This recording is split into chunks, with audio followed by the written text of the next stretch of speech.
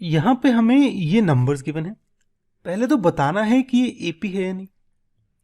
अब एपी के लिए मैं पहले तो फर्स्ट और सेकंड टर्म का डिफरेंस निकालता हूँ, चेक करता हूँ कितना है, सेकंड और थर्ड टर्म का निकालता हूँ, थर्ड और फोर्थ टर्म का निकालता हूँ और देखता हूँ।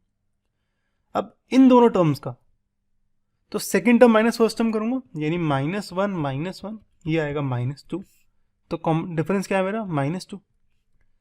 सेकंड और थर्ड टर्म का डिफरेंस तो ये क्या होगा, -3 है थर्ड टर्म, सेकंड टर्म है -1, तो ये आएगा -3 + 1 यानी -2, तो यानी ये डिफरेंस भी -2।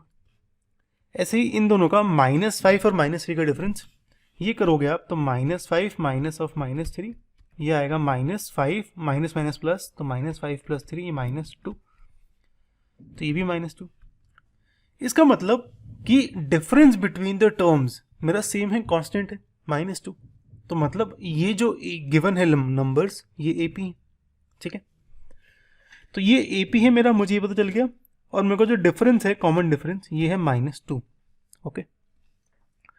अब मुझे बता रहा है, पूछ रहा है मेरे से कि नेक्स्ट 2 टर्म्स बताओ।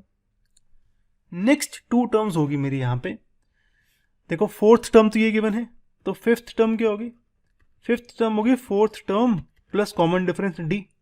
फोर्थ टर्म थी -5, कॉमन डिफरेंस था मेरा -2, तो -5 + -2 ये आएगा -7।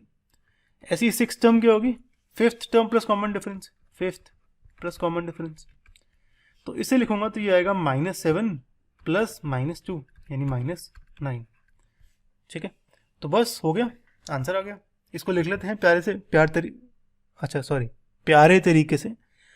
तो ये आएगा डिफरेंस -2 यहाँ से, थर्ड और सेकंड टर्म का अगेन -2, फोर्थ और थर्ड टर्म का अगेन -2, तो क्योंकि सेम है तो एपी है विद कॉमन डिफरेंस -2।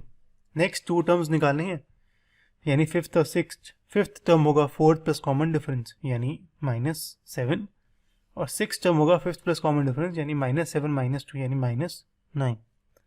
तो फिफ्थ और सिक्स टर्म मेरी ये आ गई।